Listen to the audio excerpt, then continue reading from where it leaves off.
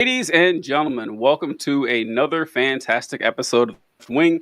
I am TJ Whitehead. Power is taken, not given. Joined, as always, by the pride of the Keystone State, John Cooper of Counterpoint Politics. And joining us, a longtime viewer, first-time guest, Heather of Conservatory of the Ozarks. How are you doing today, my friend? Just great. Thanks for having me. I'm so excited to be here. It's going to be good. Heather, I know you've been on TJ's show, but I'm not a religious viewer of TJ's religion show. And I have always wondered where the name Conservatory of the Ozarks come from. Are you a literal Conservatory of the Ozarks, or how did that name come to be? Oh, it's the name of my LLC. There you go. I'm a voice and piano teacher, which totally makes sense why I would be a guest on it. So conservatory, just like the word conservative, right? Like it means to conserve. Yes. And so a conservatory in the context of fine arts is typically a school. And when I was picking the name for my studio, I wanted a name that could mean not just like I teach piano and voice, but something that could include any kind of art form, because I was hoping to have other teachers in my studio.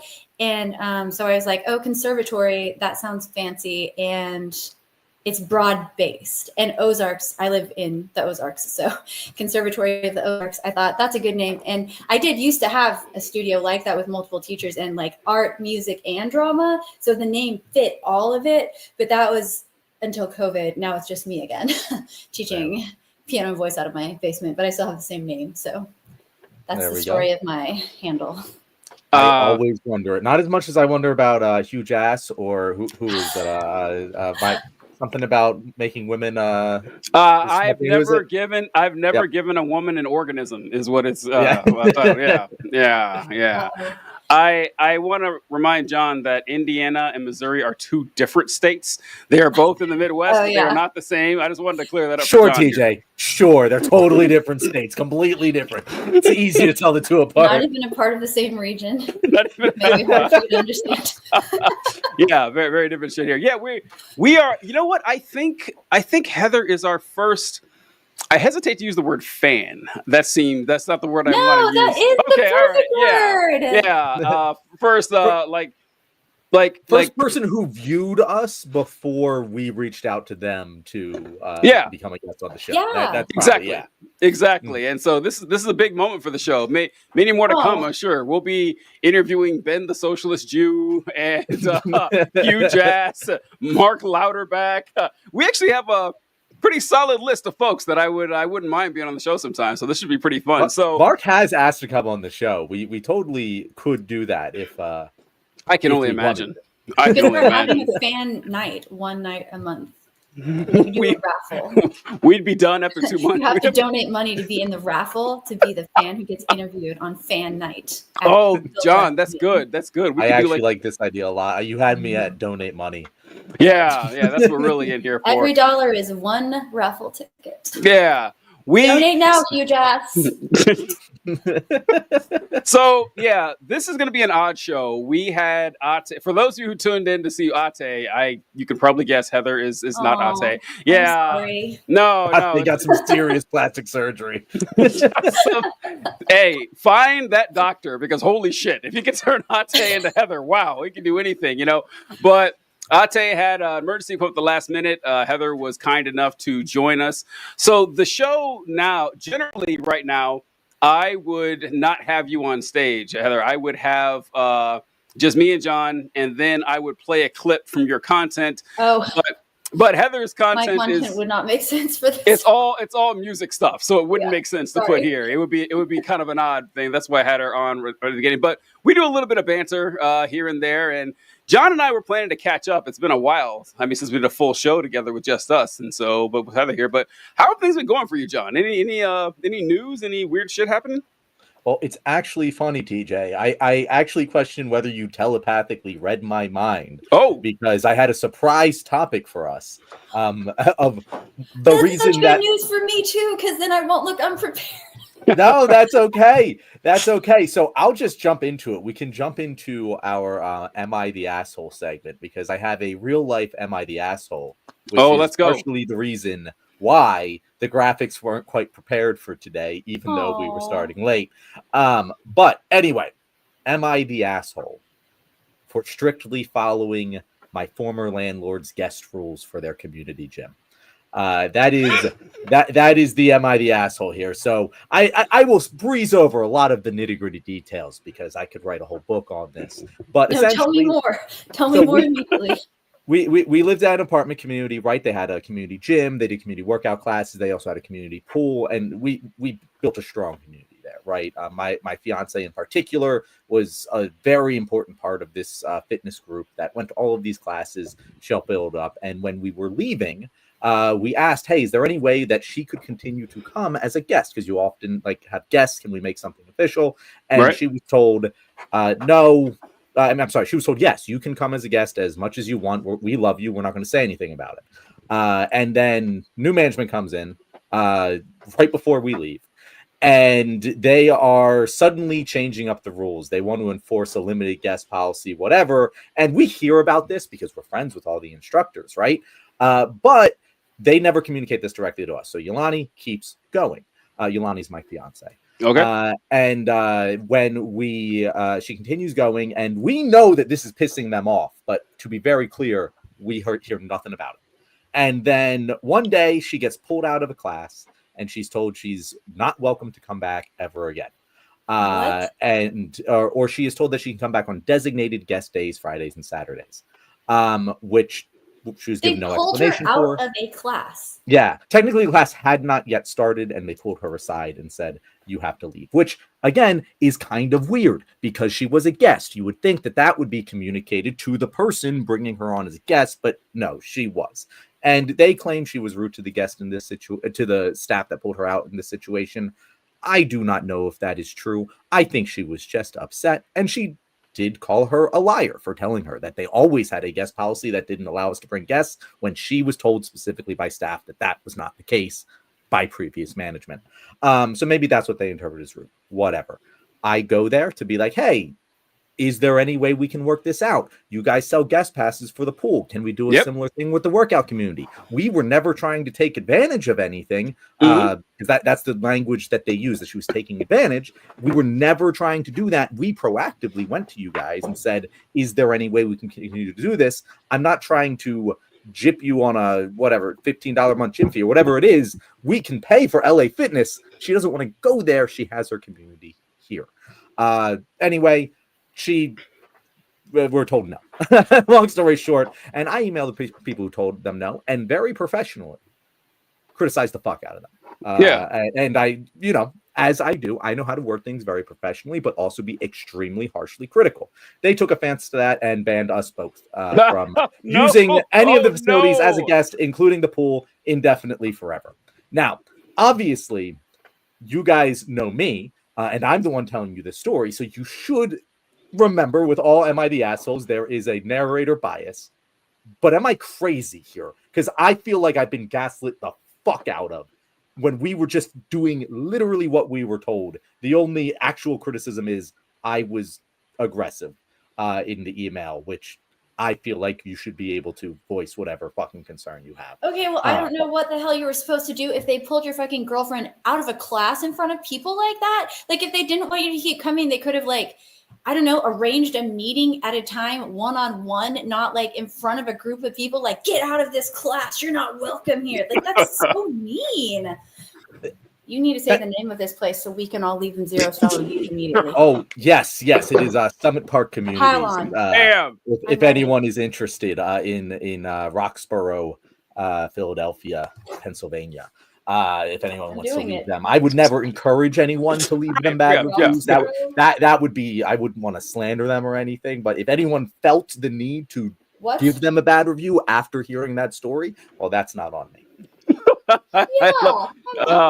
Yeah, that is kind of wild. Well, so first, John, I want to say that I appreciate your Am I the Asshole for being a legitimate Am I the Asshole. Half the time when I hear Am I the Asshole, it's something like, am I the asshole for not inviting my mother to my wedding? It's like, whoa, why wouldn't you do this? Like, well, my mom was convicted of manslaughter after she, got drunk and ran over my brother 4 years ago. Okay, all right. It's always like that. But John's was a legitimate "am I the asshole" type of thing because I'm kind of on your side here. What I do want to know is what did you think was going to happen after the strongly worded email? Like, what did you like best case scenario? Did you think they would reinstate you, or is it just to criticize them and move on?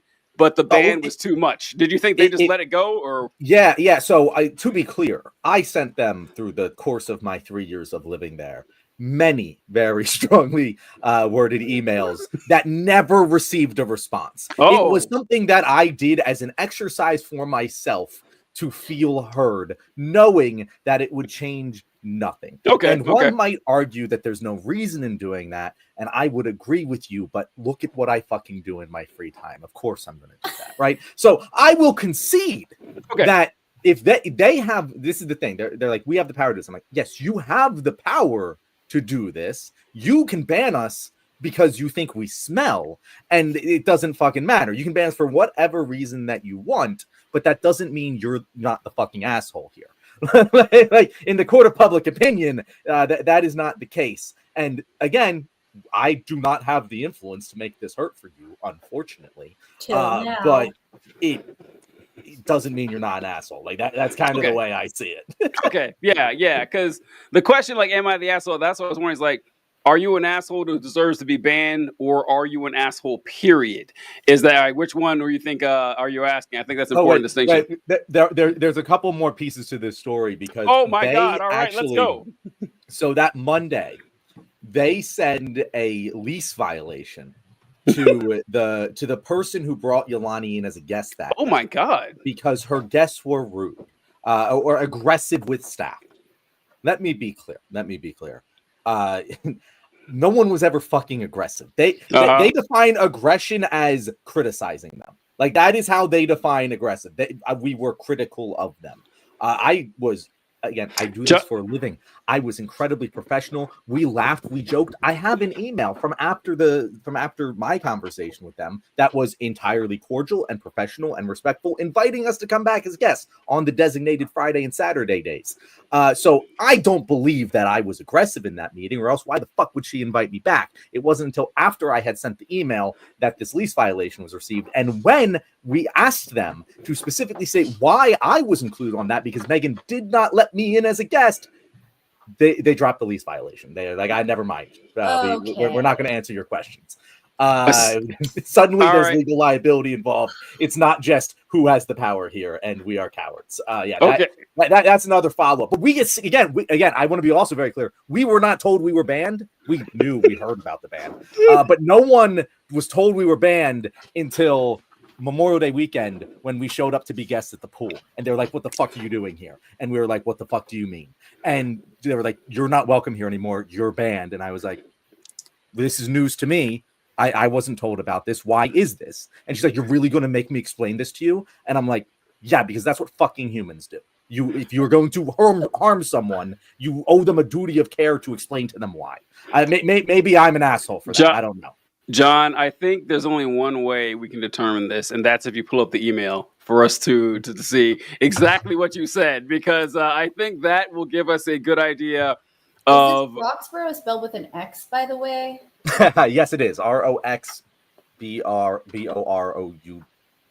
Just in case. However you spell borough. I will pull this up, TJ. Again, I am always about clear, direct, and transparent communication. Okay. I do not hide things. Okay. I put it all out there, as has always been the case, as has gotten me in trouble on many occasions. Which, again, I can recognize as a trait of myself that is not appreciated by the rest of the human race, right? I love it. But here's the email. So I'm going to pull it up here. Okay. And again, we will talk politics. And by the way, we'll get there there's a lot of like political relations here of like power structures and the way that landlords communicate with landlords and eat them. Yeah, eat them. Fuck those landlords, Heather. Spit them out when you're done. They taste terrible. Spit them out. I agree. Anyway, so here We're not we even go. here 'cause we're Here's hungry. the email. We're just So we'll read what she said first, so you guys can see. This is amazing. Tell me amazing. if you guys think that this is the email of someone who just had an aggressive man barge into their office, right? Hello, I hope this message finds you well. As promised, I'm reaching out to go over what we discussed earlier tonight to ensure your concerns are fully addressed. I've attached the clubhouse policies for reference. Our clubhouse policy is designed to ensure that all amenities are available exclusively to current residents, thereby maintaining facilities for those who live here. This approach allows us to manage resources effectively and ensure that our residents receive the full benefits of their living experience. Extending access to the clubhouse for those who are no longer reside here would complicate our exclusivity framework and could lead to bigger challenges if other residents see accommodations being made for non-residents. I do, however, want to express that the clubhouse will be extended guest access for classes on Fridays and Saturdays, allowing friends and family to join for these sessions with waivers. See calendar attached.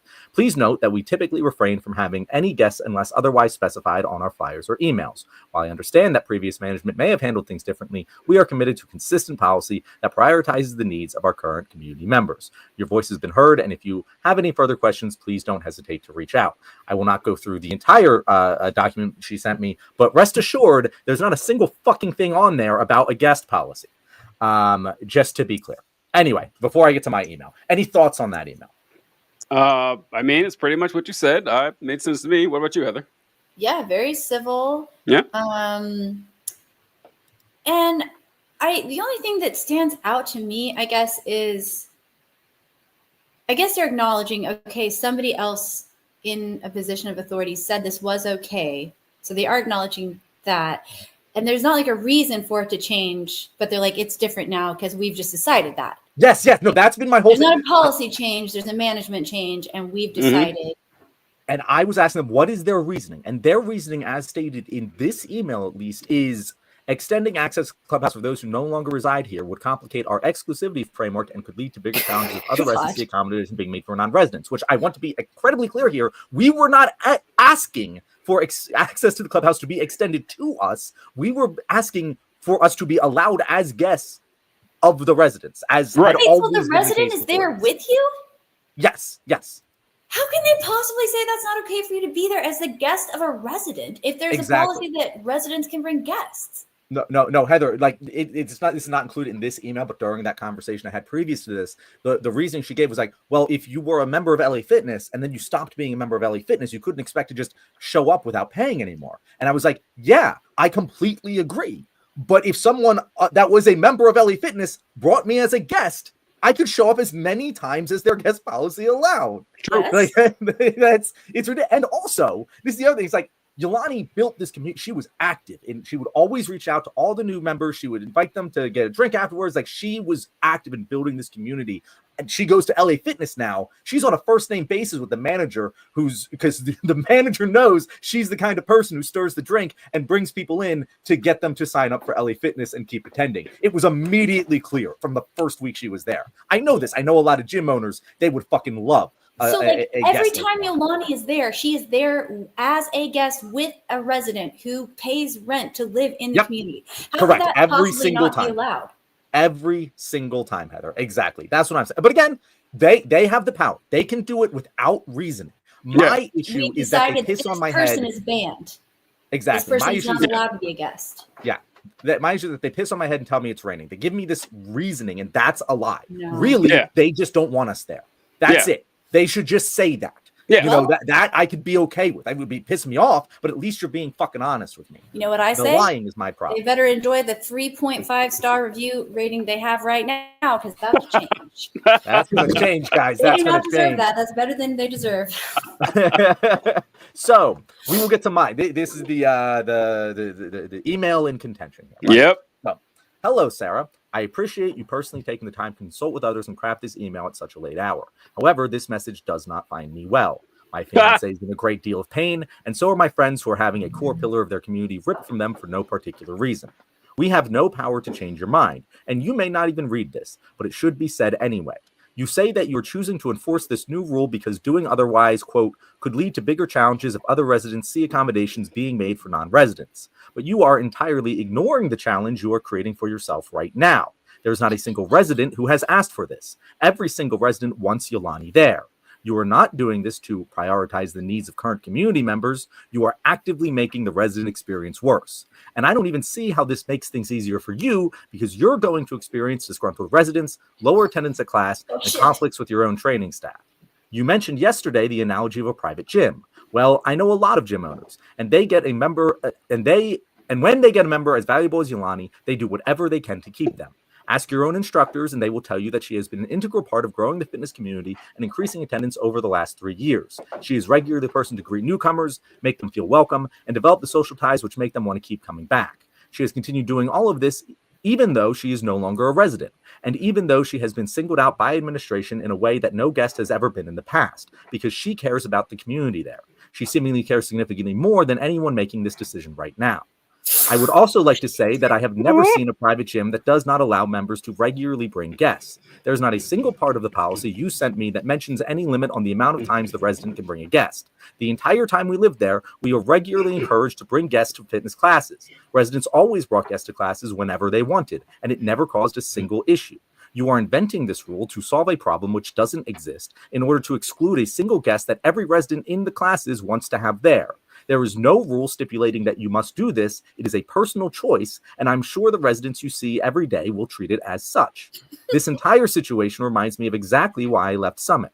Management has for some reason decided it's time to cut costs while still charging ever-increasing amounts of rent. Then management thinks it's a good idea to insult the intelligence of their own residents by telling them that these decisions are being made for their own benefit. That somehow creating a new rule which only allows them to bring a guest one time is something you think they want, despite the fact that they have directly communicated otherwise. On top of that, according to these policies, you want to stop allowing, this doesn't fucking matter. I'll just skip over that part. I know you want to be seen as the good guy, Sarah. She told me that like 18,000 times. But by doing so, you are enabling the bad guys to do bad things, which are detrimental to both themselves and many of the people you have interacted with on a daily basis. You are helping them do harm to the community you are supposed to serve. And I know you do not agree with their reasoning. I hope you think about that the next time you lie to a resident about how all the cost cutting is actually good for them. Best, John. Am I the asshole, guys? Wow. No, I just want to stand up and cheer. This is so good. Wow. You need to just copy and paste that into the review that I'm sure you're going to be leaving as well. Solidarity, John. Don't leave me out here, the only one leaving 1 star. This place, it's like Voldemort is the landlord here. This is so well worded and so tactful too. So just like a knife, but here you go. Yeah. Heather, it's almost like I spend every day arguing with strangers on the internet.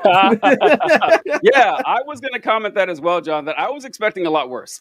There was not even an attack on the organization till the last paragraph or so, because the first 4 or 5 was just building your argument. I've seen worse. I've seen much worse. Yeah, I don't. Yeah, that was not an asshole email.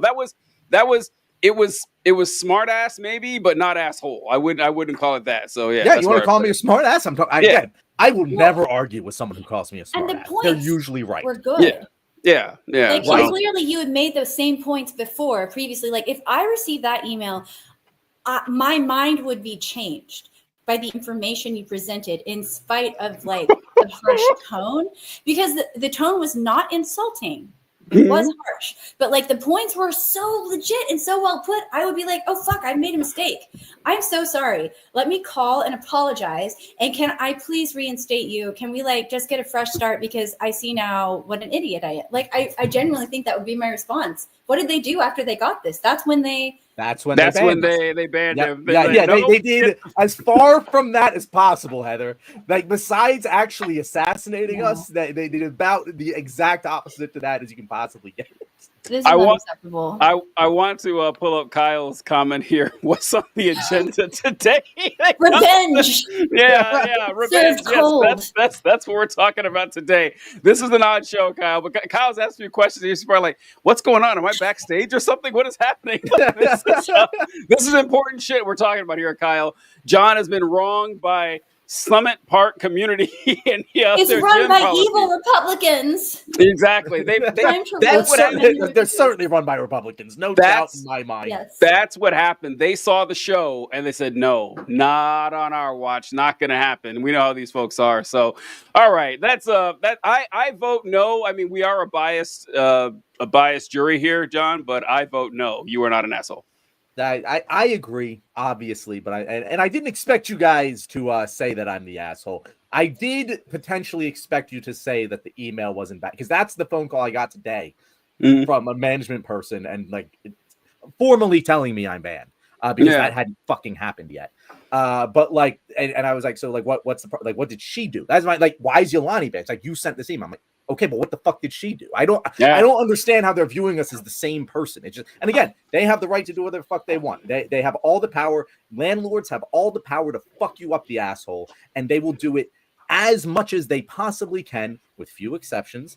And even when they don't have the power, they will do it anyway. And that's their thing. They were like, well, it's just you're a guest. Why do you think you have the right to speak to us like this? And I'm like, because I'm a human, because I feel like I have the right to speak to anyone like this at any time. And I'm honestly shocked that anyone would insinuate otherwise. If you can't be spoken to in this way, how the fuck do you get around life?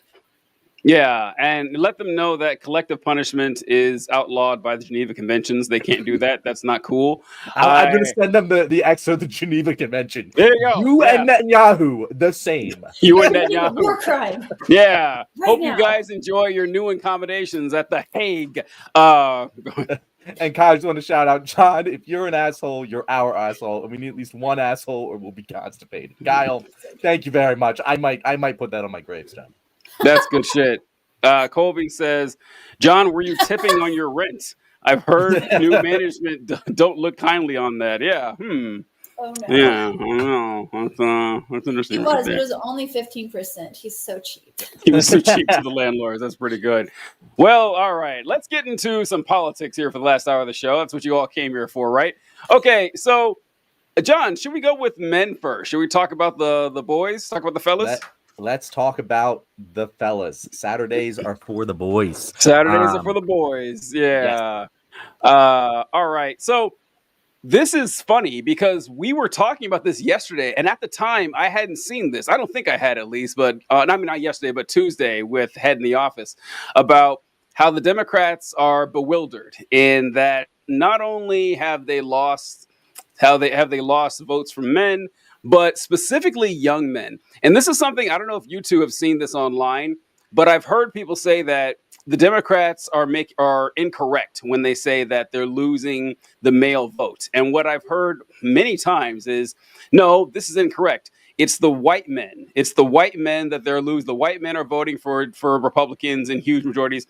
And I say, listen, that's true. Like, white men always are going to vote heavier, have always voted heavier for conservative ideology than left-wing liberal ideology.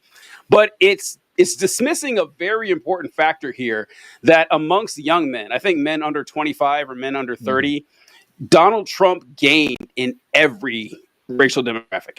He had more black men vote for him this time than 4 years ago. He had more Hispanic men vote for him this time than 4 years ago. Under 30, I believe, or 25. So yeah, this is an issue. This is a problem we have to address. How the Democrats are going about addressing it, well, we'll see. All right, Democrats spending millions to learn how to speak to American men and win back the working class. And this is fantastic. Let's see if I can get this up. I want to comment first, TJ, before we even get to the article. Sure. The photo is hilarious. Like the combination of the photo and the headline, the stock photo of a working guy, like it looks exactly like an Onion article. Like if you put the Onion logo on that headline and that picture, I would have been like, oh yeah, that's an Onion article. Yeah, that's a very, very ham-fisted shit here. Okay, so sorry. Democrats have blown millions of dollars on efforts to appeal to American men who turned to President Trump in droves on Election Day in the hopes of winning back the working class, according to a report. Democrats have spent $20 million on their efforts, with donors and strategists holing up in luxury hotel rooms, brainstorming how to convince working class men to return to the party. The plan, codenamed SAM, or Speaking with American Men, a strategic plan, promises to use the funds to study the syntax, language, and content that gains attention and virality in these spaces, according to the report. As Is the this Times, an Onion report? oh This my is real? God, listen. Okay, all right. This is real? Yeah. As the Times described it, the reports can read like anthropological studies of people from faraway places. The effort also recommends Democrats buy advertisements in video games and other things, the Times reported. All right, Heather, we'll go to you first. What do you think? Do you think that, oh shit, what has happened? John, help me out here. Okay, all right. Heather, I don't know. Maybe you're not an expert on exactly how men think, but do you think the Democrats are doing the right thing here? Are they? What are their odds of actually righting the ship? I don't know how they're doing because I haven't looked up statistics about this, but I do know a good amount of American working class men who know how to do with spools of wire whatever you're supposed to do. Like that guy clearly did as he was holding his spool of wire. He's like, yeah, I'm working class. I know what to do with this. Don't worry. Like I think of my dad as I'm hearing this. Would and this I'm work like, on your oh, dad, no. do you think? Well, I guess he's old. Or sorry, dad, not old, but but he's the one who raised, the generation my brother and I are in. The youngish generation. Which age group are we talking about here? I guess I should probably decide. John, it's like under 30, right? It's Under I think it's under 30? 30. It's either 25, under 25, under 30. I know that's a big difference, actually, but in general, I don't think that the movement between 25 and 30 is all that dissimilar than the movement between 18 and 25. Yeah. So if I think of my cousins and stuff, I feel exactly what they said. It sounds like they're talking about someone from a different country. How could they possibly reach that demographic if they have so little understanding of them? Oh no, we're doomed. That's what it sounded like to me. I'm like, oh no, because oh yeah, it is rough. John, you agree? Is it this a fool's errand? You think we're not going to make it? Yeah, I mean it's a fool's errand. Let me tell you the first thing I would do if I was tasked with figuring out how Dems could better learn how to talk to men. Right, the first thing I would do is when someone from a think tank or whatever came to me and pitched, "Hey, let's spend millions of dollars sitting in luxury hotel rooms theorizing about how to talk to working class men." Throw them out the fucking window. None of them were there at that place. It reads like an Onion article. It is the exact opposite of the mind. Again, it's not going to hurt them, right? It's not going to hurt them to have this study, but the fact that they're choosing to employ people who think that doing this is a good idea in the first place, it just reeks of all of the problems. You aren't going out there and talking to real people. You do not sound when you speak like you are authentically communicating to another person. That is 90% of the battle. It's not a fucking policy thing because Americans don't know what the fuck policy they want and they do not vote based on policy. We have mountains and mountains and mountains of data to prove this. You don't need to send me $10 million for me to tell you this. You can have it for free, right? Number two, we had fucking Joe Rogan 4 years ago voting for Bernie Sanders, right? It's not a policy issue. It's an authenticity issue. Young men also loved Bernie Sanders, even though he's this old fucking white dude who's kind of weird. They love him because he's authentically himself. That's it. Just hire people who are authentically themselves, who stand up for what they believe in. Preferably also people that aren't AOC because she does that, but she doesn't do it in a way that's going to appeal to young men, which is fine. It's fine. Not every politician has to appeal to everyone, but they need more people like AOC who also appeal to young men. Why don't young men like AOC? Why don't young men like AOC? Well, Heather, I'm not justifying. I'm not supporting this, but she very much comes across as the type of person that when young men see that girl in college, they get chastised by her.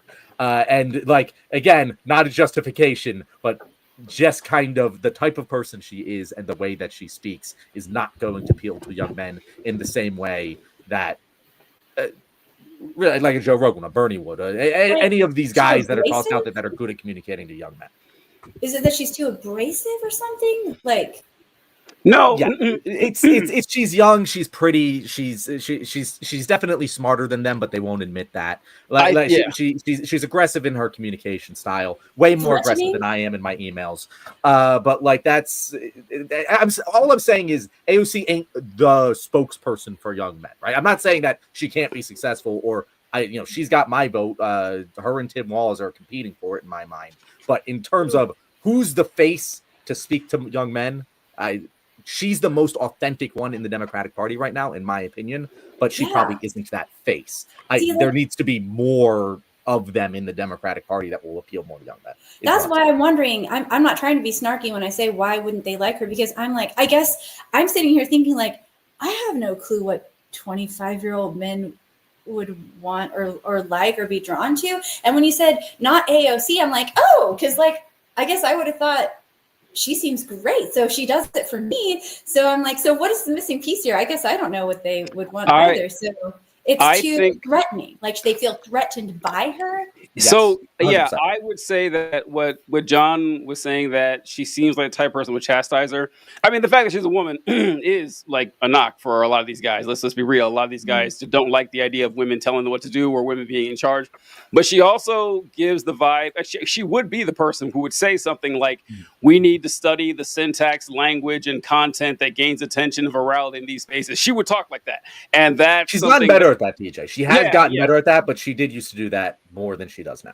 Yeah, and that is a problem that we have on the left in general, that a lot of our languages, I like to say, it's almost necessarily academic, and getting that across to, I don't know, folks who aren't like us is kind of difficult. And what you guys mentioned, the rest of the article says, I love this picture too, John. Now that you pointed it out, I can't this stop. This picture tells the entire story of the article. Great. It's great. It's so great. And what they said is, above all, we must shift from a moralizing tone. While the Democratic Party has struggled in recent years to maintain voters, the party hopes to be rejuvenated by the fact that Trump's popularity has been on the decline since he was elected last fall. Still, the party has been scrambling to find messaging and the messenger since losing the White House. And it says, according to the poll, 40% of people either strongly or somewhat approve of Trump's overall handling of the presidency, while 56% disapprove, split by the same modifier, 16 points underwater. It's saying like Trump is doing badly right now and that there's a way for us to get in. But Democrats have lost credibility by being seen as alien on cultural issues, McCrae added. And that's what I really wanted to focus on here, because John is absolutely correct when he says this is not necessarily about policy. And that's hard for us to understand, that we, as much as we talk about politics, even we kind of overestimate the average American's knowledge about politics. We kind of assume that, oh yeah, we do this, we eat, sleep, and breathe this. We're up here, and your average person is here. No, your average person's like way down here. Your average person knows very little. They know and this sounds like ivory tower, like looking down upon the hoi polloi, the unwashed masses. But no, that's just how it is. That's just how it is. And so catching the vibe is very important, but it's hard to describe vibe. In fact, that's why we talk about the male loneliness epidemic and everything. And you tell guys, hey, your vibes are off. The reason women don't like you is because you give off weird, creepy, loner, stalker vibes. And it's hard to change vibes. If you don't know exactly what you're doing, it's easy to scare these folks off. Well, what do you think, Heather? I have another question then, kind of back to what John had said about AOC not being what they would like. I'm trying to like kind of wrap my mind around that. So the young men are leaving the liberal Democratic side and going over to the conservative Republican side. And you're saying like an AOC, who's someone who I feel very drawn, like when I hear her rhetoric and her way of presenting her rhetoric, I'm like, like I want to hear more, like it's very interesting to me. But that's not the effect for these young men. They hear that and they are repelled. And instead they go over here to the other side, where there are, though, other youngish, intelligent sounding, attractive females like Lauren Boebert or Marjorie Taylor Greene, or like all those women, and they must like that. But like those women seem like to me like a worse version of AOC, like less intelligent, like their line of logic like doesn't make sense from beginning to end, whereas hers does. When they make points, I'm like, that doesn't make any sense. But when I hear her, I'm like, okay, like that really makes sense. Like Heather, Lauren Boebert and AOC don't sound like they've been to college. That's the difference. That like they sound. Say what? You said Boebert and AOC. You meant yeah, I'm sorry, Boebert and Boebert and Marjorie. I almost did it again. Boebert and Marjorie Taylor Greene. And there's others. I don't know. Yeah, you know what I mean, right? But tight shirt. Nancy Mace. But she's got the anti-trade. So like she never makes like sound. The press secretary. What's her name? With the blonde Caroline hair, Leavitt. The giant crosses. Caroline Leavitt. She's been to college, probably. All right, but do they sound like it though? John, do you see what I'm saying here? No, I have an even better way to explain. Okay, please, Heather, have you ever? It's specifically about comparing these two groups of women, right? Have you ever heard of the phrase Republican makeup? No, I've not. Okay, so think about the type of makeup that AOC wears versus what Boebert, Marjorie Taylor Greene, Nancy Mace wear, and it is exemplary of the point that we're making here. The way that Mace, Boebert, MTG present themselves is for the male gaze. They put on this ridiculous fucking makeup that makes them look like a good little housewife, right? And if you look at the way AOC puts on her makeup, she puts it on like a normal fucking person, right? like she puts it on, and she is naturally very pretty, right? Yeah. But like what I'm saying here is, that is one way in which these women immediately signal to men, whether men understand this or not, that like, we're on your side here. We are going to be subservient. We know our position in this place. We are performing our gender to the way that makes you feel comfortable. And AOC, not that it's a knock, that's a bad thing, but she doesn't do that. She doesn't come across as someone who immediately appeals to them. We brought up, she's like, I don't have to do that for you. Exactly. And again, it's not a knock to AOC. It just, and they're like, no, look how pretty I am. Yeah, and nor is it the only thing, or even the most important thing, but I think it's the most easily visual representation of it. It's the vibes, it's the impression they give off. And I think that the male, the counterpoint to this, we talked about him on Tuesday, is Shane Gillis. Where have you seen Shane Gillis at all? I'm sorry, I don't know who that is. It's okay. So Shane Gillis is you shouldn't. He does not present himself as someone. Like again, not because he's not good. I actually think he's a very good comedian. But he presents himself. I'm here for working class, beer drinking, sports betting American men. That is his target audience. Everything. I always drop the G at the end of every word when I can. Exactly. Everything about his persona, everything about him screams, hey, 18 to 45-year-old male, I'm here for you.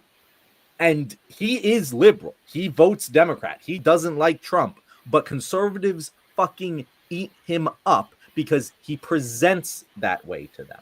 That's the thing that Democrats don't quite get. And again, I'm not saying AOC specifically should do that, but there needs to be more Democrats who are willing. I think Pete Buttigieg is kind of trying to do this. If you've noticed, his visual change and overall style of presentation has gotten a little bit more casual, chill, and relaxed. Yeah. He's intentionally trying to appeal.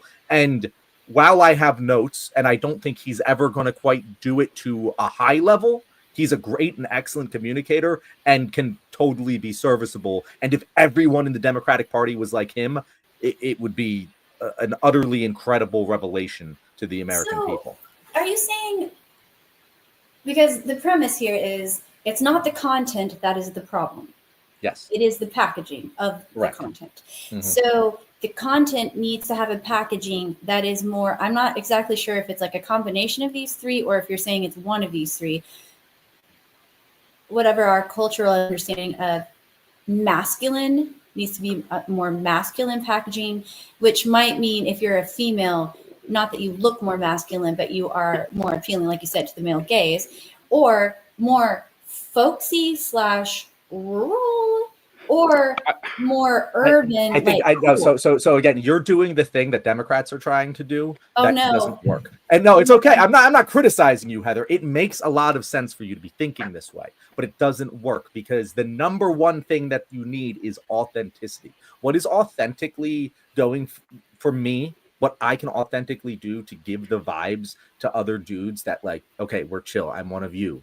Is going to be different than what TJ can do. It's going to be different than what you can do because we're all different people. If we try to do the same thing, it's going to come off as unauthentic. We have to find the authentic advertise. Exactly. And some of us do it naturally. I can naturally slip into a locker room full of dudes and immediately fit right in and know how to talk with them. Without doing any fucking research. I just know I have that lived experience. And so I know how to package my messages in a way that's going to appeal to them. It's part of why I say that, some will say that, oh, leave women's issues for women to speak about, or leave black people's issues for black people to speak about. I'm like, I don't think that's the case, because when it comes from me, people who look like me are going to listen more. And that's important. True. Those are the people we have to convince. That's a very good point. That's kind of, and you don't have to look like me specifically. TJ can do it. TJ does it all the time, I'm sure. I've spoken for a lot here. Do you think that I'm kind of on the right track with what I'm saying? Yeah. Man, I don't want to go down this road, because it's not that I disagree with what you said about the presentation, because that is true. That the way because just like you mentioned with Shane Gillis, that Shane Gillis looks like he could be your loser cousin or something, or something like that. Like he doesn't have a threatening. That's what it is. That's what I think. I think what it comes down to is that with language and your dress and the way you carry yourself, there is like an honor. You know how people who grow up in lower socioeconomic societies are more likely to fight.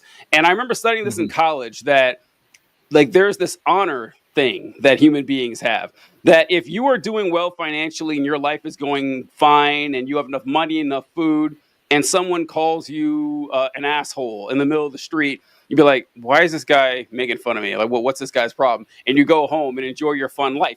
But when your life is dog shit, when you're miserable and someone calls you an asshole, they're insulting your honor, which might be the only thing you have. Like your pride and your dignity is the only thing you have in your life. And someone threatens that and challenges it, you're going to fight. You're more likely to do it. And that's what I think happens with a lot of these guys is their lives are shitty. They're miserable. They don't know why. They're not smart enough. I'm insulting them now too, but I can't help it. Okay. I can't help it. So it's like their lives are shitty. They're in bad shape. Then they hear someone who either is college educated, sounds like they're college educated, dresses and acts like they're college educated, and they already feel threatened. And and even worse, if it's a minority or a woman saying it to them, it's like, oh, well, this is wrong. This is not how life is supposed to be. And they AOC starts throwing big words at them, and they feel even more angry, and they turn to whoever's going to coddle them, make them feel better. And this isn't a castigation as these people as inherently bad, that they were just born bad seeds. That's not how any of this shit works. It's an oddly conservative mindset that I see from a lot of people on the left. Like, oh, these folks are just bad. Like, no, nobody is just bad. That's not how this works. I mean, and when the votes need to be one on our side, you got to figure out a way to speak to them. That doesn't mean you change your values. It doesn't mean you change your morals. It just means you change the presentation. Like, the policy isn't going to get you anywhere, but the vibes will. I wish that weren't the case. I wish to God that wasn't the case, but that's how this is, unfortunately. Well, I have one more question, unless we are out of time. Oh, sure. Yeah, go ahead. If I can think how to put it into words. I think I get what you're saying. But so it's a little tricky, though, because I am a woman. Mm-hmm. And so I think if I was in AOC's shoes and you're like, oh, well, if you just wear a shorter skirt, they'd probably listen to you, hon. And it's like, okay, well, fuck you. I shouldn't have to do that. Like, but at the same time, it's like, okay, but do you want to win or not? And so I don't know, like, what do you do with that? Like, it feels not very nice. Like, it feels, as a female, to hear like, oh, well, they're not going to hear you because you're using too big of words and you're not dressed sexy enough. But So- that last part applies to men too. Like not the shorter skirt part, but the clothes you wear part. And I would never say that. That's not what I don't think John was saying either. But No, the but it bigger kind of words, sounds like that's like the big what words though. I think that flows either way. That That's plays in why, that too. yeah. Go ahead, so Heather, I want to be very clear because I feel like we've gotten on AOC, but AOC is never going to. It would be inauthentic of her. It would, yeah. To attempt to specifically appeal to young men, right? It's just it doesn't work for her. And to be clear, I was a young man. I don't know. I'm just out of this. Depending on whether we're going under 25 or under 30, this is where it becomes important. But she appeals to me. She's always appealed to me since I was much younger too, right? But the average, I'm not the, I'm obviously not representative of the demographic of young men who are flipping over to conservatives, right? And for those people specifically, it's just not going to be her. It doesn't need to be her. She can appeal to me. She can appeal to you. She can get a wide coalition of people who support her without attempting to try and shoehorn in this persona that's going to appeal to this specific demographic, because that would lose her authenticity for me. She has to find a way to reach them. We're saying we're losing them, and as a result, we will lose the mission. And so, AOC, Heather, you can pick anyone. Like she has to find a way to appeal. Well, to them. it doesn't. What John said, it doesn't need to be AOC. Like there's there's no reason that AOC is the only one who can win this election or gain these. Maybe she's not the one to do it. I mean, that's fine. She can win the presidency without it. Like you cannot appeal to everyone. If we were talking the opposite, if it was how do we appeal to young women, right? Let's say we're talking about Republicans and how they appeal to young women, and you're like, all right, how are we going to get Mitch McConnell to appeal to young women? We're not going to fucking do that. It's never going to happen, right? It's just not who he is. He can have broad appeal and support, but he's not going to authentically appeal to that specific demographic. In a political party, that's totally okay. That's AOC fine, can align herself with people who do. Like I think I've been wanting a Tim Walz AOC ticket. You can put that in whatever order you want, but I think that'd be a perfect ticket because they kind of cover each other's blind spots, right? Yeah. And that's how you build a coalition. Not everyone cannot appeal. I think AOC again is doing a perfect job. There's very little I would change about what she's doing. She's just not the soldier I would choose to go fight this battle. And there aren't enough, or there aren't hardly any who are. The fact that Pete Buttigieg is the one that comes to mind. Tim Walz does when he's not muzzled. They muzzled him, and that when he's not. I thought you said Muslim. I said what? On Sundays he's Muslim. I know. No, because there are so few candidates who do what we're talking about here. Like we're trying to create someone who appeals to political nerds, to like politically unaffiliated folks, to average people, to people in the center and the right. This person does not exist. Like there are so few Barack Obamas in political history that like trying to find one is a fool's errand.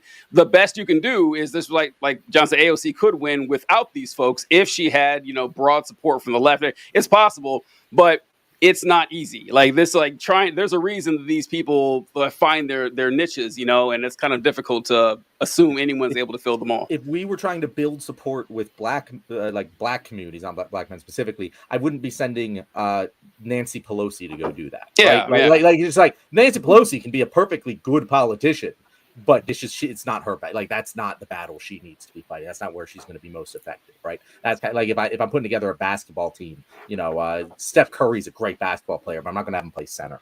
Yeah. So this is a job for the men, I guess. Yeah, more sports analogies, by the way. More sports analogies. It's not a job for the men. There's plenty of women who do a good. What he said. I think. Who's a woman on the left who can do the job then? I'm trying to think of one specifically. Low key, I think Ilhan Omar does a good job of this. Ilhan Omar's my favorite. Hey, listen, all my favorite ones aren't up for the job, but the same goes for the men. That's the thing. I can't think of one person, male or female, who actually can do this. Now you can try, but there will be some sacrifices either way. I just don't think that there's one person who's up for this. Like someone. So this isn't politics. So you might not know who this person is, but Mina Kimes, I think, is a good example No, She's do you know who Mina Kimes is, TJ? no. And so, I mean, she's a look her up, and like this will be a perfect example of like Mina Kimes is authentic. She's a sports broadcaster, like a Sports Center pundit. I forget exactly who she works for now, but like she is in a male dominated space that needs to appeal directly to men, and she doesn't try and put on some persona. She is authentically herself, and being authentically herself is very appealing. Like she's not wearing a mini skirt, she's not putting on Republican makeup. Like just from the visual presentation, I could see how she would be appealing to men, but she doesn't look like a pick-me either. Exactly. She looks like she dresses like that, just as a normal person, you know? I just realized we kind of went off course here because we went from how can the Democrats as a whole appeal to men to how can one person appeal to men, which are two different conversations, right? Like we were supposed like how, and if more Democrats did speak in normal tones and didn't use strange academic language that's very off-putting to people, to not overly moralize stuff that does not need to be overly moralized. And listen, like, and acknowledge the Republicans are correct when they make correct criticisms. When we've all seen it, John and I definitely, where you'll make some comment or someone will still just completely twist what you said to make you say, oh, well, pretty racist of you right there or something. You know, we've all had this happen, or someone said something 10 years ago, you know, and you're going to hold that over them for the rest of their life. There is a lot of that. There is a lot of over moralizing that does appear to be very off-putting to people. And and the purity testing stuff. Like, well, I mean, there has to be a line somewhere. You can't just work with everybody with everything, but finding minor issues to drive a stake into the ground and say no one anywhere outside of this is worth working with. We could do a little bit better than that, and I don't know. Well, we'll see. It's a long road ahead of us, but it's not up to one person, I don't think.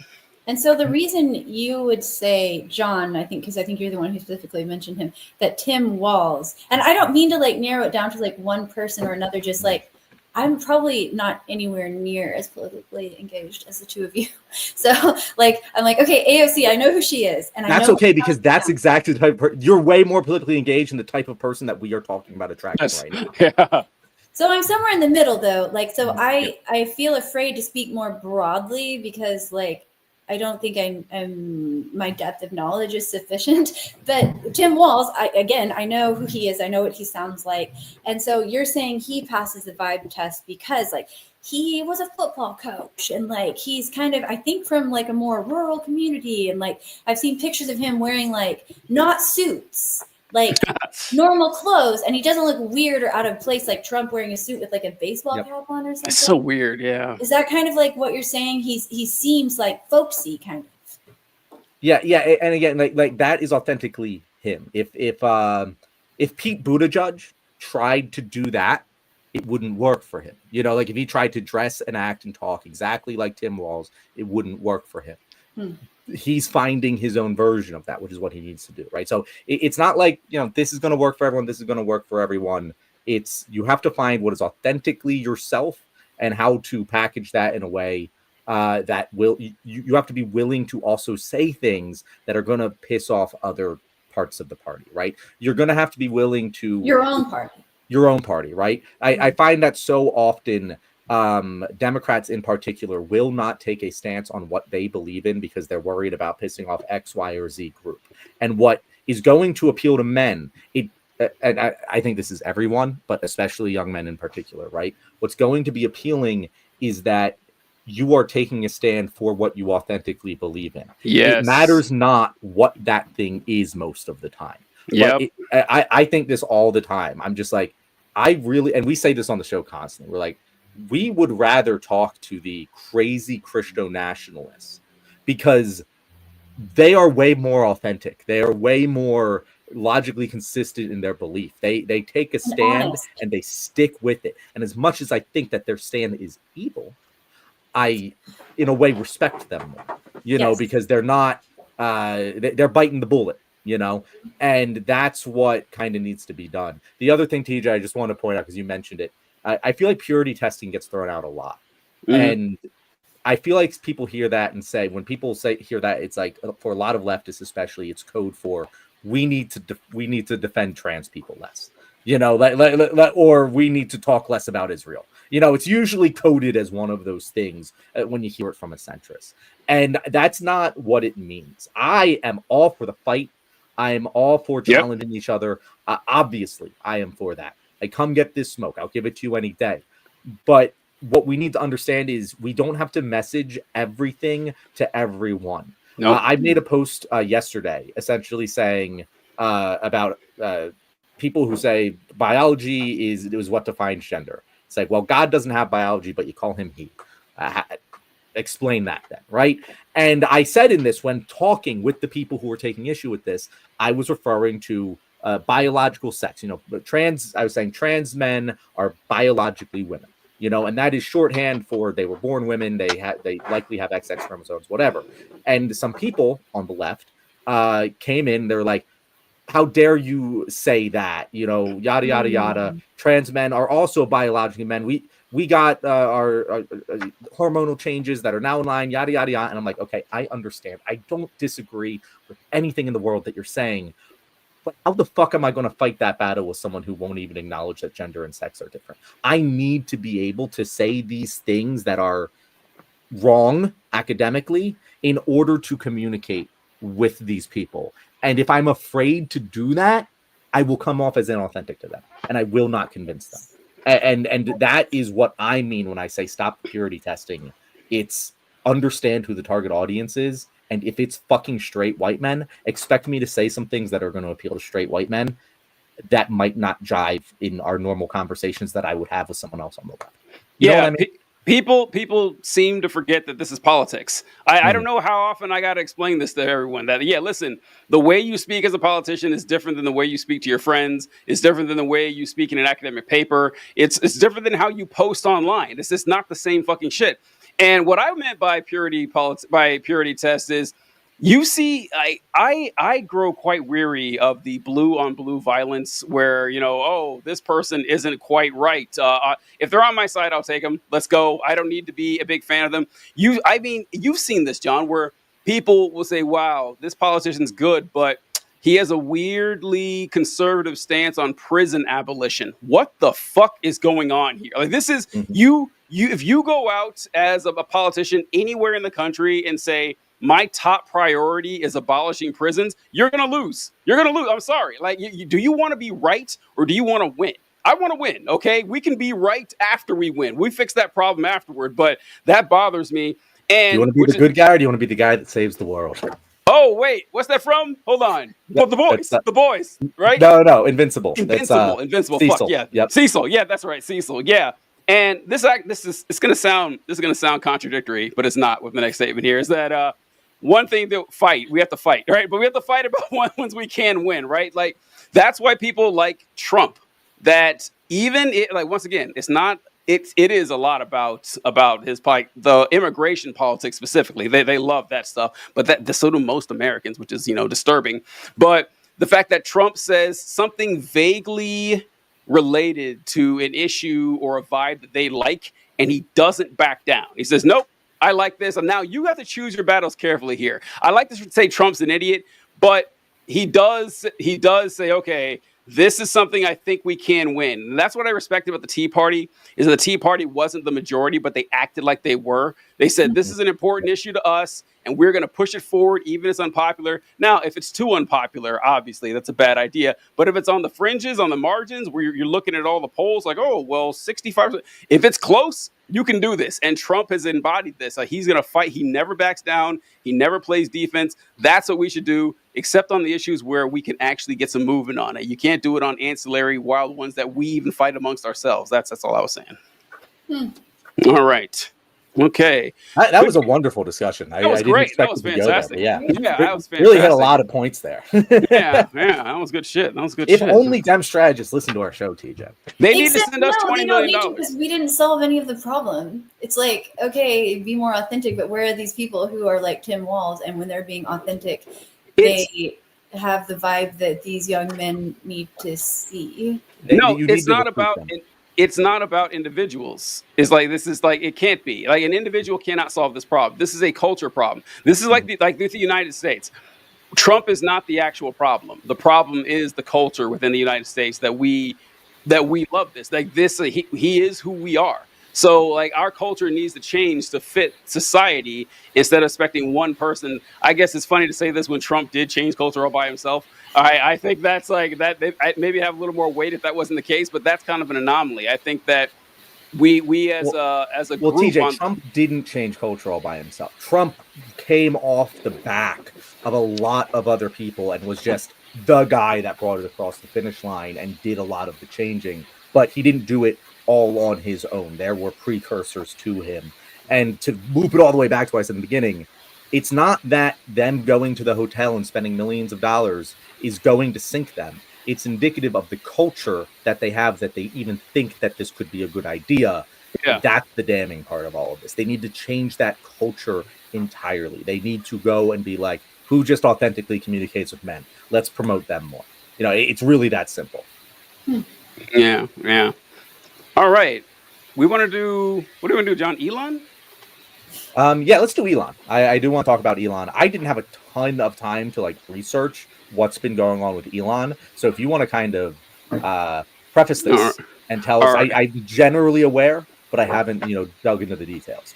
All right. So Elon Musk, for those of you who don't know, the richest man in the world, Elon Musk, who has spent hundreds of millions of dollars to try to elect Donald Trump, has been involved in the fraudulent, unnecessary, and ethereal Department of Government Efficiency, firing people left and right, is leaving the Trump administration. Elon Musk is stepping down from his position at Doge to attend to his failing businesses, like Tesla and SpaceX and everything. Oh, I meant to bring a clip on this. SpaceX had another launch, I think yesterday, where the rocket went up and spun out of control and exploded. It's like the third one in a row that exploded. Another one. Yeah, like DJ Khaled with exploding rockets. Another exactly. one. Yeah. Another. Oh, that's great. That's a good one. But yeah, Elon Musk, everything's falling apart. His shareholders are freaking out, and he's stepping back.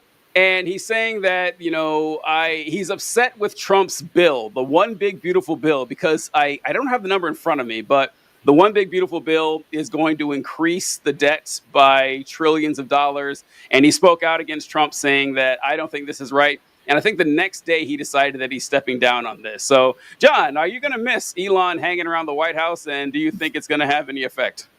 I mean, yes, I am going to miss Elon hanging around the White House just because he's a hilarious person. We might as well laugh at our destroyers. But and to be clear, he's not like hilarious because he's a funny guy. He's hilarious to just witness in action. But I do want to like take issue with this framing that I've been seeing going around of Elon is stepping down in order to service his businesses, his shareholder pressure. I'm sure that is part of it, right? But this has been this started when he heavily invested himself into that Wisconsin Supreme Court race and lost badly. That was the start of Elon being pulled. That's where all of this started. And now we've kind of ended where he's officially not part of the administration anymore. But he got fired. I want to be very clear. Elon Musk did not quit. He got fired. And I think it's very important that we remember that. Yes, because he was if this was a situation where Tesla stock tanked and he said, I'm stepping back, I'd be like, oh, yeah, that makes sense. He didn't. Tesla stock fucking tanked. Shareholders were pissed off, but Trump was like, you're my boy. And Elon was like, I'm staying. It was not until that Wisconsin Supreme Court race that you started seeing him being treated differently in the White House. And that was the beginning of this trajectory that he's been on now, where he's like, now I'm out of here. I want to be very clear. If Trump wanted him there, he would still be there. Well, because then why is it that doesn't feel like how it's being presented? And why is it that Trump isn't oh, he's so terrible, I'm kicking him out? Because I feel like that's always the rhetoric. When he gets rid of somebody, he's like, oh, I thought he was good, but turns out he's the worst person ever. Oh no, good thing I got rid of him. But here it feels like he's like, oh no, he was doing great. And Elon's like, yeah, I wish him well, but I've got this other stuff to do. It feels weird to me. And this is the disappointing part for me, Heather, because me and TJ, when this whole thing started, we said this only ends badly. The kaijus are going to fight. right? These two egos cannot coexist for long, and we were right about that part. This Elon to Trump partnership lasted 6 3 months. months? Oh yeah, Like 6 months before I'm the saying, election. Yeah. even before the election, right? Or even before the inauguration. But like they found a way out of it like good businessmen, unfortunately. Like where Trump he's just like, oh yeah, I'm not going to talk about it. And Elon's like, oh yeah, I'm going to scuttle away because it's in my business's best interest. And they found this out. Unfortunately, it wasn't an ego clash. It was a this isn't working out for either of us sort of thing, and we're going to part ways. Unfortunately, they somehow had the wherewithal to figure that one out. I'm very disappointed it wasn't a fight, but that's kind of what happened. It seems You're right. freakishly mature. That's why I feel so confused. It does. It does. Doesn't make any sense. It is strange because Trump, like if Trump smells any sort of distrust or failure or anything like that, he goes on the offensive. And the fact that he hasn't done this to Musk is kind of strange. So I don't exactly know. I think maybe Elon has figured out before Trump that his value isn't as strong. Like maybe that's the case because like losing the election, that was a big blow. He spent millions of dollars trying to get that judge elected in Wisconsin, for those we're talking about. And not only did Elon's candidate lose, his candidate lost in wider margins than all other Republicans in the state. And it was really embarrassing for him and all that. And his businesses are falling apart. Trump did that pathetic commercial for Elon outside the White House, and Tesla stock didn't, raise back to normal and everything. And then Elon is disillusioned. At least he says so. I don't think Elon actually believed that the Republicans were going to lower spending. I don't think he's that stupid. I don't buy that. No, I think he actually believed that, TJ. You do, really? I think Elon Musk genuinely believed that he was there to do a job. I genuinely think that. I don't think he was under any illusions that they were going to touch like the military budget or anything. I don't think he was that dumb. But I think that he thought, like, he did a lot of work there. Like, he was engaged. He was on site. He was on site at these fucking places more than I've ever seen him at fucking Tesla. Like, I think he was trying to do. He was really trying. Yeah. Bless his heart. Yeah, and he couldn't make it work. You know what they did? They, when you're a kid and your little brother wants to play video games and you give him the controller that's not plugged in to make him think he's playing, that's what did Elon. Like, here you go, Elon, take the controller that's not plugged in. He's like, this is just a sham. Yeah, I'm going back to my Tesla. Yeah, and so I assumed. So John, it's surprised you say that because I assumed Elon did what he always did, in which he overpromises, and saying underdelivers is kind of an overstatement. It just doesn't deliver anything at all. It just doesn't show up. That's what he's done with his self-driving vehicles, his autonomous robots, his Mars missions, his rockets. Every time, I thought that's what he was doing when he said that Doge is going to save us $2 trillion. That's a terrible South African accent, but Doge is going to save us $2 trillion. And then he sheepishly goes to the press conferences at the cabinet meetings and saying, if everything goes according to plan, we're going to save $150 billion, like being off by an entire order of magnitude and saying that with a straight face. Like, I think that I thought that he was just lying and knew he was, but that's interesting to think if he really thought he was going to do it and then step down. Either way, I can see a scenario in which Elon says, okay, I'm out. This isn't working out like I planned. Trump could have fired him, but I'm not sure. What do you think, Heather? So, I guess, again, I feel bad because, like, I don't really know much about Elon Musk in like to the extent that I wish I did to see his patterns over the long term. You do not wish that you did. I was thinking the same thing. The less you know, the better. Think about Elon Musk way too much. You don't want this life. Because, like, my question is, so he's the richest man in the world, but it sounds like his ancestry, like, probably spoon-fed quite a bit of that to him, kind of like with Trump. His grandparents, his parents, like, they became successful. They passed on the generational wealth to him. He was also born the right race in an apartheid system, And so, like, he got a lot of lucky breaks, and he had a lot of advantages that most people don't have. But he probably does genuinely have some talents and abilities and intelligence if he is, like, the most whatever successful guy in the world. I'm assuming that. And so, like, maybe his success sort of has been spoon fed to him, though, to some extent. Like maybe he is smart and he would have made it like to a mid-level management position if he had just been born like some average guy without all the money and stuff. And now maybe he's finally been like, oh, I'm giving way too much credit. Oh no, this is my best guess for this poor guy. No, John. I don't know if John will agree. So yeah, you're right about like pretty much everything there. Elon Musk was born to a wealthy family in South Africa. Okay, and I think he has autism spectrum 1 disorder. Who knows? He also, claims like that maybe he doesn't totally understand. He does not see the world in the same way exactly as maybe everybody else around him tends to. And so then he gets here and he's like, oh, I am brilliant. I am the most successful businessman in the world. And this country I love and care about, maybe really genuinely he does. Because he could have stayed in South Africa, or any other country. He's like, I can help. I can make this better. I can do a really good job. And then he got in there and he's like, oh shit, this is just a joke. Trump doesn't care about making this better. He just is trying to like enrich himself. And like, this is not actually going to make any difference. I'm seeing the numbers and I am smart enough to know now I can't succeed at this. And I'm out. Like, is that maybe or no? So yeah, you were right about everything about how he was born in a wealthy family. His dad owned an emerald mine. He was flying on private jets while he was in high school. I think that if you were going to say Elon, like I would say Trump is skilled, like the intelligence Trump has, is that Trump is a generational con man. Elon Musk is even better somehow. Like I get how Trump's a con man. As a con man? Yeah, and also Elon Musk, I will say he's a good gambler.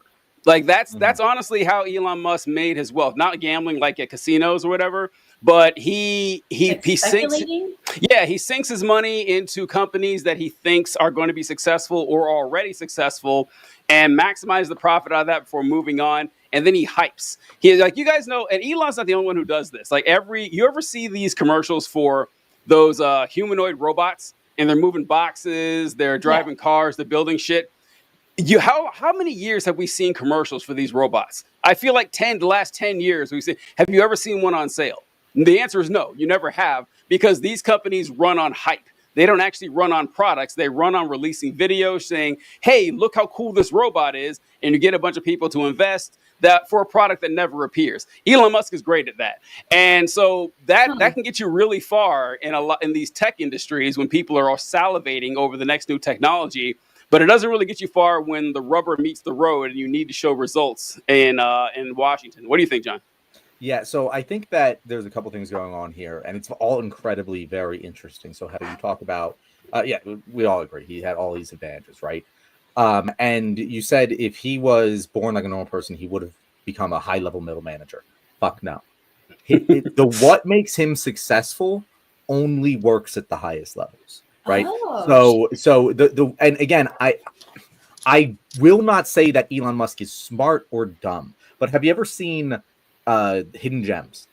Yeah. No, I'm sorry. Right? You haven't. So you have, but in this movie, Adam Sandler plays a great jewelry salesman. Oh, I have seen that. And he's with like this really young, beautiful girl, and he's like old and gross. And yeah. And so the whole movie is him essentially hustling constantly to pay off one debt and acquire money from this place and call in this debt. And he's like on the run from the mob, all these things. And the whole time you're like, this is so stressful. These high risk decisions this person keeps making are so stupid.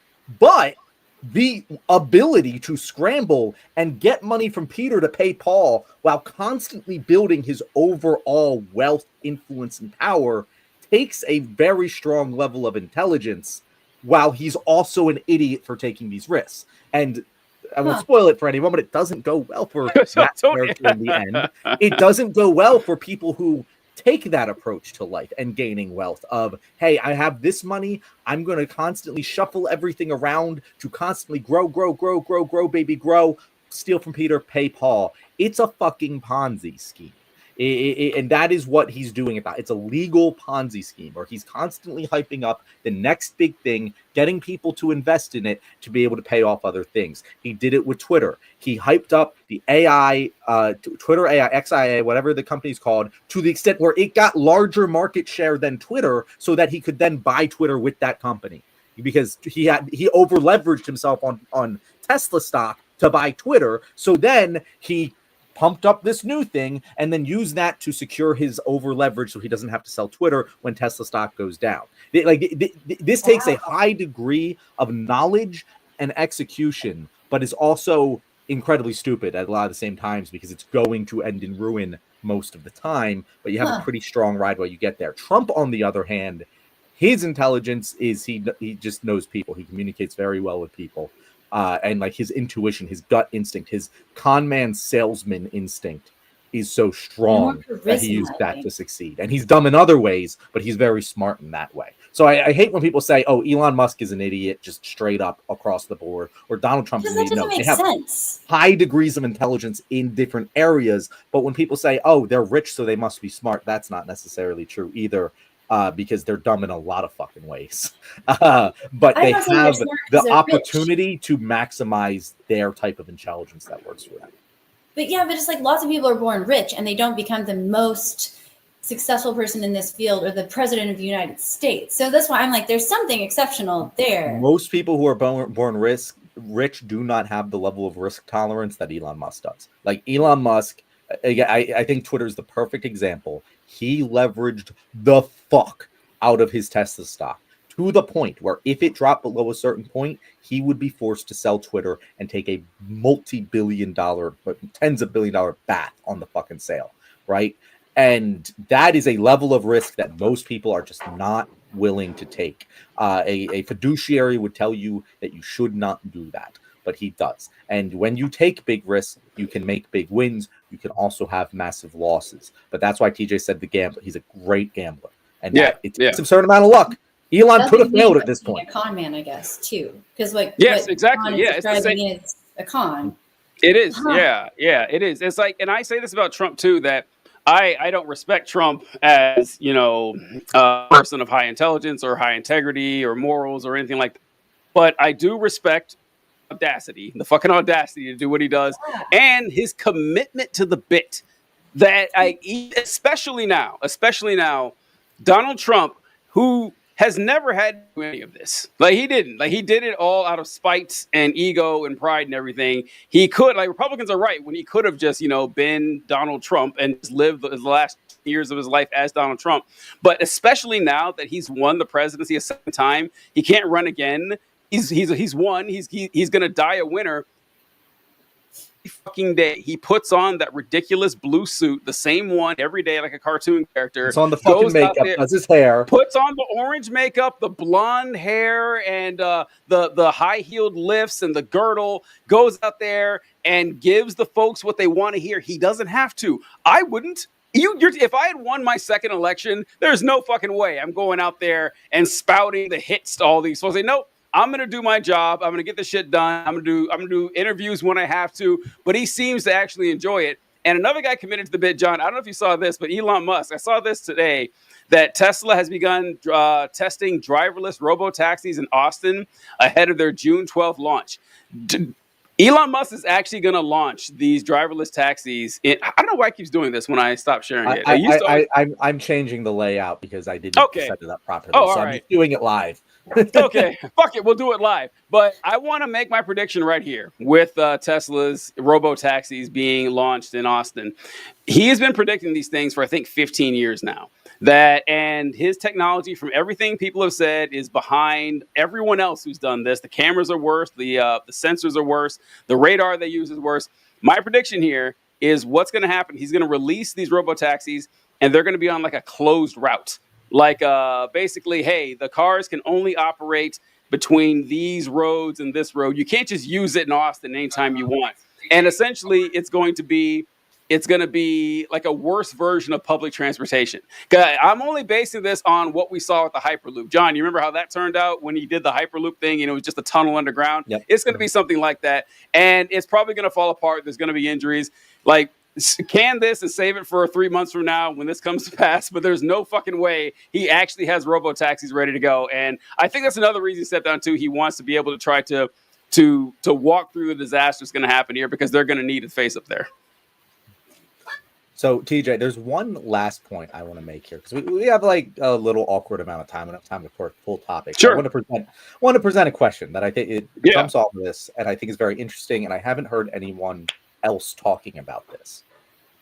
Also, I'm desperate to make a pop culture reference that Heather's going to get, right? So okay, let's go. So we've talked about two people You can today, try. Elon Musk and Donald Trump, that are super rich, super successful. They don't need to do this political grandstanding, but they have this just deep-seated audacity. They are fighting this fight. What makes Elon get up in the morning is to win this culture war. He wants to look cool on Twitter. Donald Trump, he wants to win these wars in his head.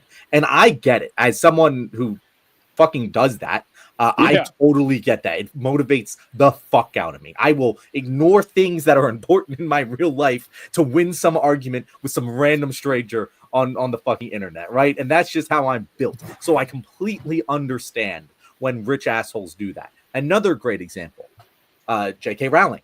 J.K. Rowling could have sailed off into the sunset as a widely beloved fucking children's author with billions of dollars, but she got really hyper-focused on this trans issue and just lit her fucking reputation on fire. And now all she fucking does is talk about trans shit online, right? And this is a well-known phenomenon. You can probably look at a lot of conservative people who are exactly like this. Think Kid Rock. Think fucking there's a couple others where it's just like, you're rich and famous and no one. Clint Eastwood. Yeah.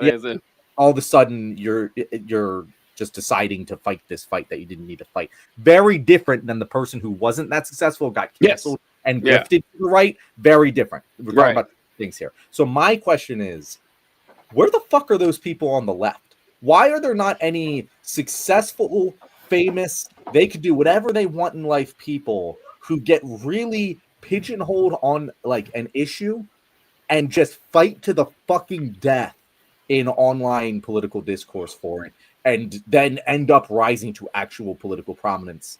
They haven't done that yet, but why hasn't it happened at all? Like, I can't think of a single person that has done that on the left. You might argue that they get their pet projects like fucking like, you know, save the earth or whatever. That's different. They're trying to support a cause in that case. I'm talking about people who make it their life's personal mission to say, I don't care about my billions. I don't care about whatever. I'm going to fight this fight online with random strangers. And that's what I fucking care about. Why does that not pop up on the left? Because clearly plenty of us on the left feel that way, but none of the successful people do. I think on the left, like I think it's these people probably do exist on the left. It's just they don't stand out quite as much because what is it like on the right? Like you have like Rob Schneider or something who had a career and he's made his whole personality. I feel like he's a little marginal. Like he's not like I'm talking the big boy. Like the J.K. Rowling is the quintessential example. Roseanne Barr. Yeah, like Roseanne Barr had the cancel thing, but Roseanne Barr, you know what? She's on the right. She's on the right. That's what I'm saying. I thought you were saying people on the right. So Roseanne Barr was always like, I have a lot of respect for Roseanne Barr relative to these other people because she fucking believed it. Like you can look at her entire life. She always was, right? She's always been like this. And it's never seemed to be from a place of malice. That's just who she is, right? Unlike some other people. I cannot think of a. You're saying the shift part is important because like how Trump used to be a Democrat. No, it's not even political shift. It's just shift from not political to suddenly politics is what you are associated with. Like J.K. Rowling, the first association with her now is fucking trans shit, right? It's not Harry Potter. It could have been. It should have been Harry Potter until she got obsessed with this. With Elon Musk, you know, it's the political shit now. It's not Tesla. It's not whatever. It's his political. Trump, same way. It's not The Apprentice. It's not his real estate empire. It's his politics. You know, I can't think of someone on the left. What? So you're saying you have less admiration for someone to become political after becoming famous. If they, it has nothing to do with my admiration. I'm just saying where are these people on our side of the aisle? Like, where are they? I don't care if I admire them. I don't admire them. You know, that was just an offhand comment about Roseanne, but like I just can't think of anyone. And why is that? Because clearly people with our way of thinking about the world tend to be highly combative. You know, I think we've all experienced this. Why don't the rich and powerful people who have our way of thinking. Think of fucking like I know there's fucking socialists in Hollywood. You know, like fucking I would say Danny DeVito comes to mind as someone who has clearly indicated he has far leftist views, but it's not the first thing you think of. It's not the first thing you think of, right? Yeah. He approaches it like a normal person. I think Taylor Swift. I always hear people like I was at a recording studio a little while ago, and the guy I really like this guy. I will continue to hire him, unfortunately, but he's very like libertarian and right wing, and he's like he doesn't know. He assumes I am, a right wing Christian, I think, and I just don't correct him so far because he's never. You asked. kind of present yourself that way, Heather. And I don't mean that as an insult, but that's why he thinks that. As someone who also presents as a right-wing white dude, I totally understand, but you present yourself like a right-winger. Being white is a large part of that. Yeah, you guys need to work on that. You guys need to change that. That's the no, first we're step covert you gotta ops, though. Being white and blonde, you're already halfway there before you even get dressed in the morning. And right? I feel like sometimes people will listen to me in a way they wouldn't otherwise. Yeah, that was like because they don't expect the words to come out of my mouth. And now I would feel comfortable if I had this conversation in the present day. I would feel comfortable saying something, but at that time I wasn't quite that far along yet. But he said, he like looked at me, he like leans over to me because my student's like in the recording booth, really having a hard time hitting a certain pitch, and I'm like, can you just like auto tune that one pitch? We're not going to fix this today. And he's like, yeah, and he's like talking about Taylor Swift and like what people do. This guy, this recording studio, if I told you about, he wrote the theme song, maybe I shouldn't say, but you would recognize the song. He is brilliant. He's a brilliant musician. He's a very intelligent man. He leans over to me and he's like, talk about like how the recording artists do stuff. And he's like, well, Taylor Swift's a lefty. Oh, yeah. So that's why ever since then I'm like, oh, I didn't know. And he's like, yeah, she's a lefty. She's like speaking out for liberal causes like all the time. And I don't know why she's using her musical talent to make a political like platform for these social issues that have nothing to do with music. And so I was like, oh, maybe Taylor Swift, but no. First, musicians famously never make social statements. This is the first time this has ever happened. I can't think of a single musician who's made social political statements. That's kind of wild. But with Taylor Swift, like that, Taylor Swift wouldn't qualify for what John is talking about, because when you think Taylor Swift, the first thing you don't think is politics, right? Like, I mean, maybe that guy, but like Taylor Swift came out and said that she was for abortion rights and that she was voting for Joe Biden in 2020. That's it. I don't remember like hardly anything else, but I think that does kind of prove the point that John's making, that first off, Kyle made a good point here saying that the rich and the powerful want to maintain their wealth and power, and they won't be leftists. Like, it's very hard to find an actual leftist, like a Danny DeVito, like you mentioned. And that also, on the flip side, when conservatives do this, like J.K. Rowling, it's always on something very fucking weird. Like J.K. Rowling is transfixed on the trans issue and anything, and Elon Musk is obsessed with white genocide Nazi shit. It's hard to find an equivalent on the left. Trump's obsessed with immigration. It's hard to for some reason. Yeah, I'd have a hard time thinking of what that would even be. It's like, oh, you're the universal healthcare guy. That's wild. That's insane. I just don't know if there's an actual equivalent on that. So I think it's just harder to do because right wingers are focused on evolution and global warming and shit, like weird culture war stuff that wouldn't really apply on our side. I guess you could have one guy come out and says that if we had like a lefty is like abolish the police was just their thing, but I don't know. It just seems like it'd be a lot harder to find those folks. Bill Burr has a chance of doing it. I think Pedro Pascal has a chance of doing it. I think there's a couple guys who might do it one day, but just none of them have. Yeah, I have a hard time seeing it getting that far. Yeah. And also conservatives crazier. They're just kind of crazier. Bill Burr. Yeah, I mean, if you listen to like Bill Burr's like a pro. I know who he is. I didn't know the other person, but I don't like Bill Burr. He's so mean. Oh well, he doesn't appeal to you, Heather. He appeals. That's what we need right now. We need. He comes down for Bill Burr. He's so grumpy and mean. He's not even funny. He just makes me feel sad for his life when I hear him talking. Probably like not. This is probably me missing the mark again. I'm so sorry. I'm so sorry for all of the viewers. You're a musician today. I'm trying to relate. Nancy Sinatra keeps coming to mind, but I know she's the wrong time because she's Who? like not now. Nancy Sinatra? Yeah, Is she alive still? probably not. But I'm just saying. I know, but I'm just saying. Like, don't you think of like political activism when you think of Nancy Sinatra more than you think of her as being a musician? Jane Fonda. Jane Fonda is Oh wait, the that's what I was only thinking one. of. Jane Fonda. Yeah, That's what I Jane was Fonda is the only Sorry. one I can think of who that would apply to. Where I think politics before even her acting, even though she was a great actor. So that's it, though, and that was like 50 years ago. So Yeah. That's what I was thinking of because I remember my dad being so mad at her. Yeah, they're still mad at Jane Fonda. It's wild. Yeah, there are definitely people who were always political too. Like that's the thing. Like Tom Morello, you know, yeah, he's obsessed with. He's obviously political. That's the first thing you think of, but his music was political, you know, like it was like that. That's what it was. So like, I feel like that's also not quite the same thing. I don't know. I'm waiting for it, TJ. But even him, I didn't know he was political for years. I thought Susan he was Sarandon. just Susan Sarandon's a good idea. Wait, who did you think? Who did you not think of? Heather? Paul Robeson. Paul Robeson. Oh, okay. Wow, good deep pull there. These are like all the wrong time. These are no current people. There is no current. Heather's an old soul. Paul Robeson. Yeah, No, I know. Everyone Heather's saying, TJ's like, I know that guy, and I'm like, who the fuck? Paul Robeson was a black communist. You know, he's saying he's famous for singing "Old Man River." Old Man River. Yep, he's saying, and he was a black communist from the civil rights era, the pre-civil rights era. Actually, the 50s is when he was. They was like he was dragged to the council. What was it called? The Council on Anti-American Activities in front of the Senate, and they asked him if Red Scare guy. Yeah, McCarthy. Joseph McCarthy, yeah. And they asked him did he sympathize with communists? And he said, communists have stood with me. When I was in the Soviet Union, I was treated like a human being. I can't say that for the United States. First time ever.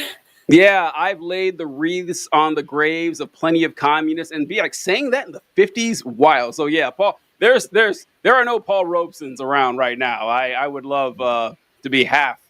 No, Jennifer Lawrence, I wouldn't put her in that category. But I don't even know what that reference is. I don't know how. Yeah, has she taught about politics at all? I don't even know. But all right, off the rails here. But let's wrap this things up. What do you think, John? I think that's a great time to say thank you for watching this episode of The Left Wing.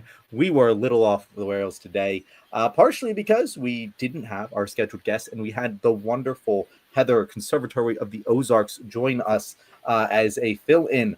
Heather, if people want to keep listening to you, I know that your content isn't typically political, but how about you tell them where they can find you? Oh, my channel is called Conservatory of the Ozarks, and if they want to learn how to expand their area epiglottic sphincter while they're phonating, I am the channel for them. But otherwise, probably just stick with The Left Wing or Power's Taken, not given her counterpoint politics, because they probably are more what you're looking for. I'm so sorry to all of you. Thank you for that, Heather. By the way, folks, the epiglottic sphincter is up here. That's probably not the one you were thinking of. It's a different that wasn't what I was thinking of either, TJ. Okay, just so you guys know. It's in your lyrics. I was thinking you were doing Kegels while you were singing, Heather. No, that is not what Heather was talking about. She is a voice coach, so yeah. I do talk about the pelvic floor quite a bit on my channel. So that is of interest to you. All right, before we get banned from YouTube, let's close out the show. Any other longtime listeners that would like to be part of the show, email us and John. We'll see if we can get you on. We'll make you a star. Catch you guys later. Raffle.